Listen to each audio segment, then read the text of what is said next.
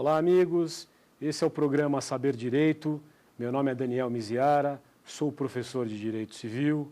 E aqui conosco, Edgar, João Luiz e Renato, para a terceira aula de um total de 5, em que trataremos da questão da interdição e deficiência intelectual.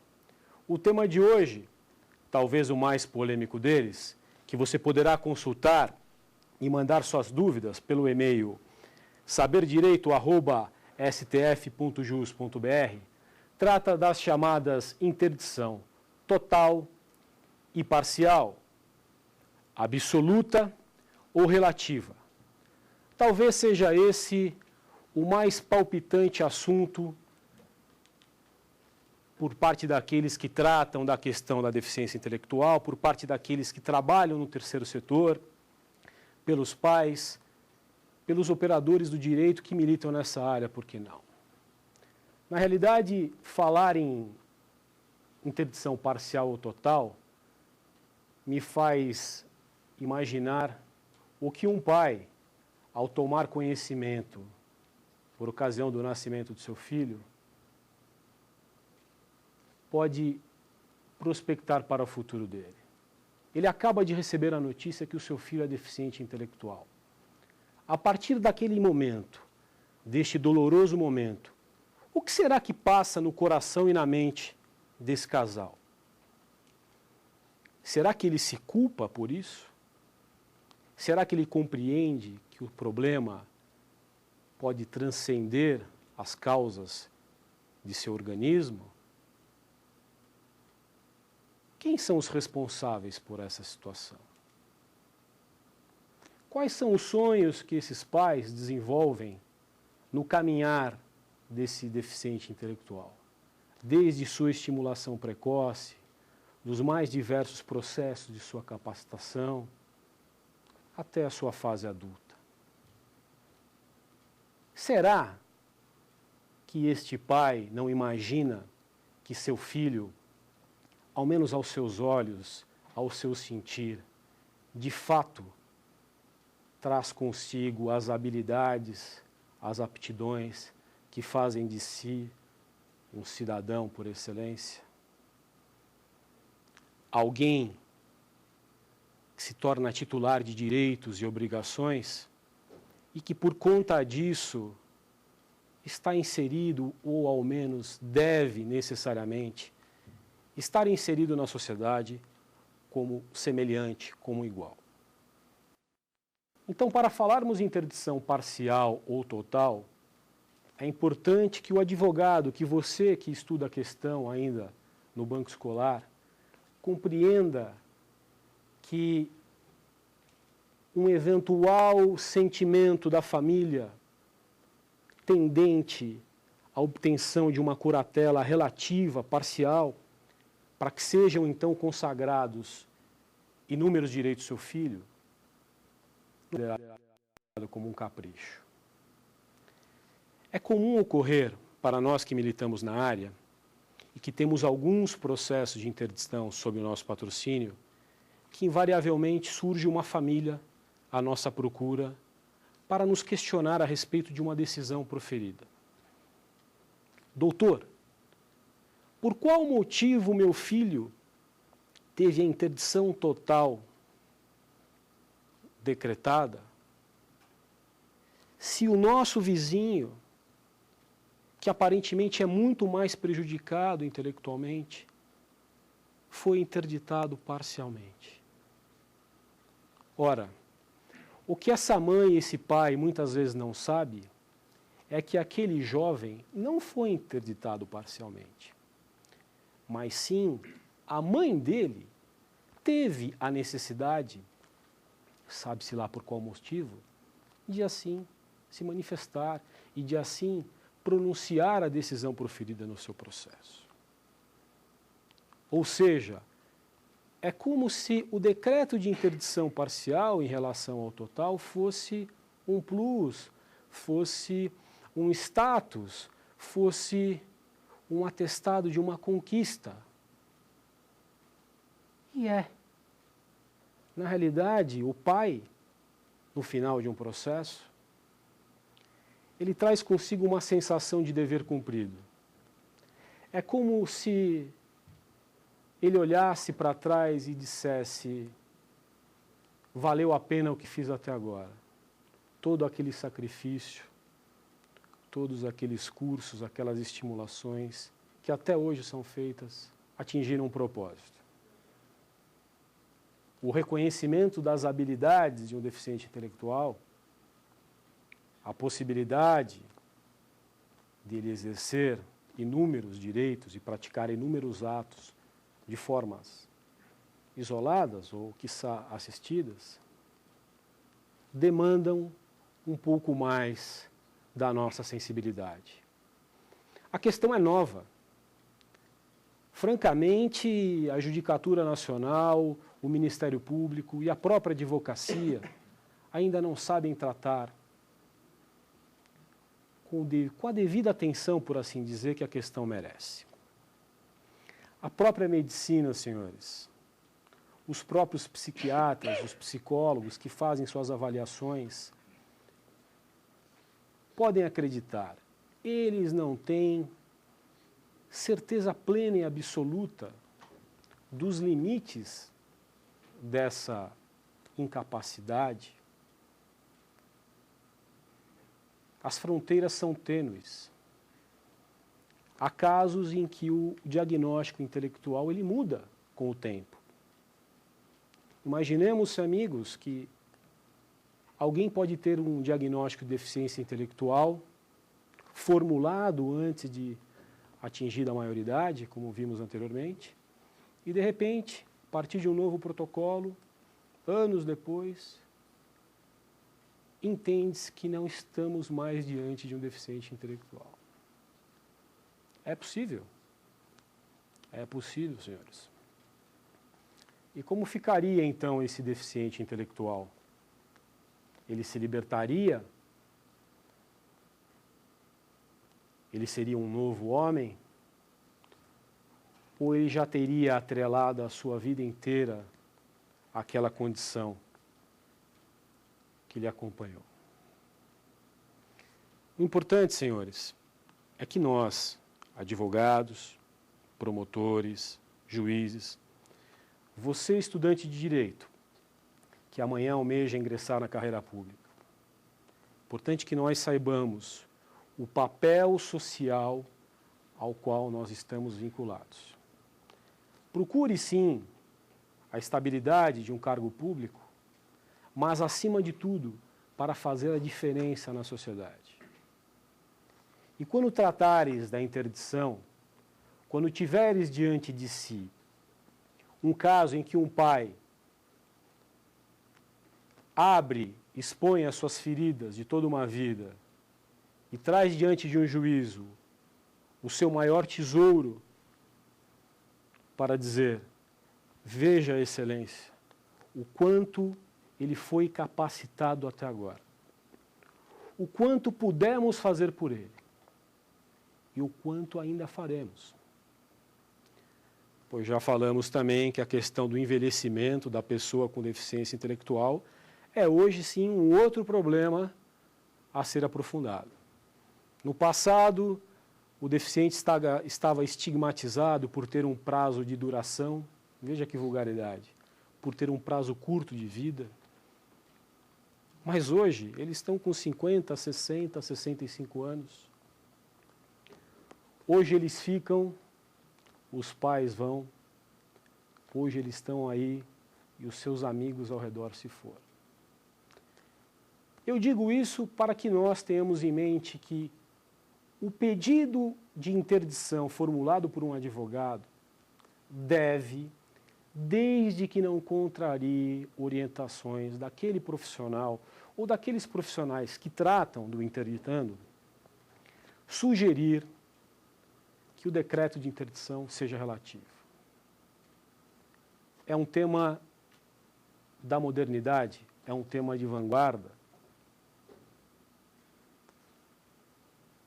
Existe uma pesquisa feita, uma dissertação de mestrado, em São Paulo, que aponta que para o ano de 2001, 99% das interdições decretadas no município de São Paulo foram totais, absolutas.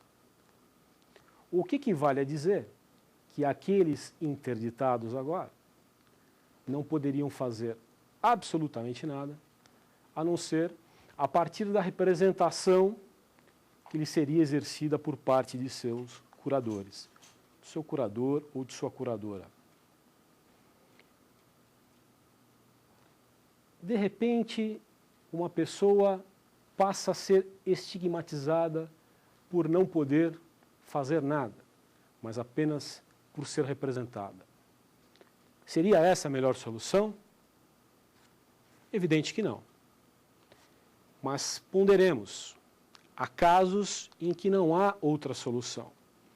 Há casos extremos em que o comprometimento é acentuado e por vezes se agrava com o passar dos anos.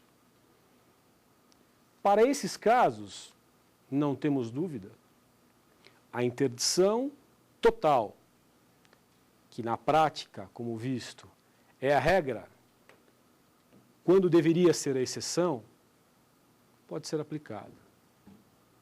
No mais dos casos, interdição parcial. Encontre você, magistrado, uma habilidade qualquer. Acredite, muitas terão. Encontre, descubra-as no interrogatório, como já foi dito antes. O perito, ao formular o seu relatório médico, o seu laudo, ao perquirir a respeito dos antecedentes familiares e ao penetrar no julgamento, na avaliação técnica da extensão da capacidade, atente-se a isso. Deixemos para trás aquele velho estigma de que o deficiente intelectual nada pode, pois isso não é verdade, pois isso não mais existe. Alguma pergunta em relação ao exame conjunto das 3 aulas que tivemos? A primeira, em que dissemos a respeito da interdição enquanto o exercício de um direito, a necessidade ou obrigatoriedade por parte da família, que é a quem compete essa opção.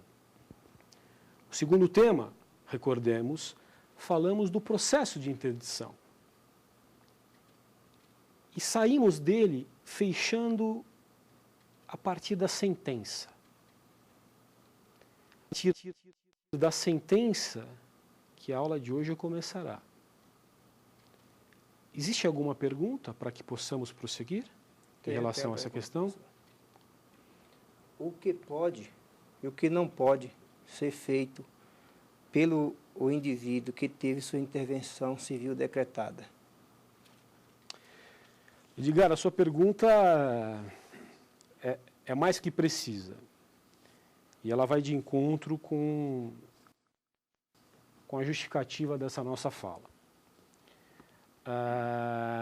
Voltando ao tempo, nós observamos que o juiz se faz convicto para um julgamento do processo a partir de 2 ferramentas: interrogatório e a prova pericial, que, como visto, pode ter sido produzida antes e reconhecida e validada, valorada pelo juízo, ou pode ser feita no curso do feito.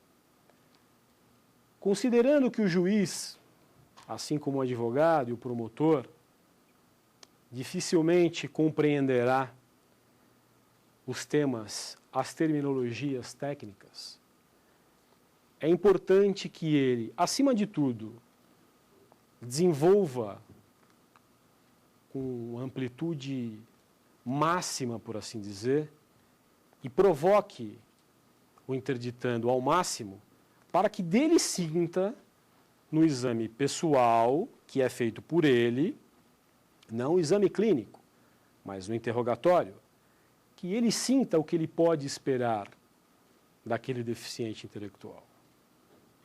Com isso, somadas prova pericial e prova oral, teremos condição de atestar para quais atos podem e não podem ser feitos, praticados de forma isolada ou não por parte da pessoa com deficiência intelectual. Pareceria elementar dizer numa sentença o que pode e o que não pode ser feito. É assim que manda a lei, que o juízo fixará os limites à curatela. Mas acreditem, as decisões, no mais das vezes, elas são absolutamente genéricas. Isto posto, decreto a interdição de fulano de tal, o qual reconheço como absolutamente capaz para todos os fins e efeitos de direito na forma do artigo tal. Ou então, decreto-lhe a interdição parcial com base no artigo tal e tal. Mas será que isso é o suficiente? Será que isso esclarece a dúvida da sociedade? A dúvida daqueles que tratarão no dia a dia com a pessoa com deficiência? Como é que eu, empregador, ao contratar uma pessoa com deficiência, vou saber se ele pode assinar o contrato de trabalho, se o pai dele, o curador, o fará por ele, ou se o pai dele apenas comparecerá na condição de assistente? Aliás, tem uma coisa interessante para dizer. A interdição total, que nos remete à incapacidade absoluta, faz com que todos os atos, sem exceção da pessoa com deficiência intelectual, sejam praticados por seu curador. Ele supre a falta do discernimento, aquela manifestação de vontade, por vezes inexistente. No caso da incapacidade relativa, o deficiente intelectual ele é considerado ou é equiparado a um adolescente entre 16 e 18 anos. E veja que para essa modalidade surge a figura da assistência. Ele é assistido por seu curador. Mas o que é ser assistido? É alguém que fica paradinho, só olhando o que está acontecendo? É alguém que aparece e assina um documento oficial como anuente para poder dar validade? É isso. É alguém que comparece no ato, tecnicamente, para anuir, para convalidar, para assistir àquela operação. Mas, naturalmente, é importante e é imperioso que o magistrado esclareça na sua sentença o que pode e o que não pode ser feito de forma isolada. Mas o que fazer com uma sentença que, uma vez proferida, decretando a interdição parcial, não fixa os limites, simplesmente trata da forma engessada, decreta a interdição parcial? Como se faz? Como é que um advogado, que somos nós que estamos atuando no processo, que é você que está em casa nos assistindo, como é que ele faz para que essa sentença seja adequada, seja melhor esclarecedora, vamos assim dizer, ou tecnicamente precisa, como recomenda a lei? Ele o faz por embargos declaratórios. O advogado tem a possibilidade, no prazo legal de 5 dias contados da intimação da sentença, interpor embargos declaratórios para provocar o juízo. Excelência, foi fixada a interdição parcial, todavia não foram fixados, impostos limites à curatela. Termos em que a guarda seja declarada a sentença nesse sentido. Mas imaginemos que o advogado estivesse fora do seu escritório, tivesse tido um problema pessoal, o que não justificaria, e tivesse perdido o prazo legal de 5 dias para interpor embargos. Que seria um erro grave. O que faríamos então? Aceitaríamos essa sentença, tal qual proferida, imprecisa, lacunosa, que não resolve a situação do deficiente intelectual perante a sociedade? Vimos que a sentença proferida em processo de interdição não faz coisa julgada formal ou material. Significa dizer que, em tese, poder-se-ia apresentar embargos declaratórios até mesmo no 6º, no 7º dia. Pois se trata esse processo de uma questão de ordem pública, que pode a qualquer tempo e grau de jurisdição, senhores, ser reparada. Ainda mais quando estamos diante da principal passagem do processo, que é no exato momento em que o dispositivo da sentença tratará dos limites. A bem da verdade, não são todos os juízos que trazem consigo essa boa compreensão e flexibilizam o instrumento chamado processo.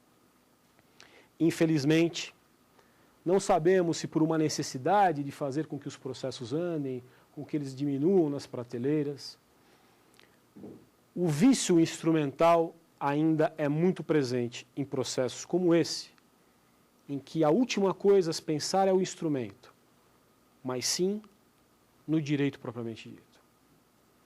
Quer falar em direito quando se fala em interdição? Fala em direito constitucional, não em direito processual. Então, na realidade, há juízes que, fim do prazo, diriam nada a declarar. Procure sua resignação na instância superior, alguma coisa do gênero. Mas para esse propósito, talvez, o prazo de 15 dias de apelação já teria se esgotado, o que não seria razoável também. Mas como então seria tecnicamente precisa uma sentença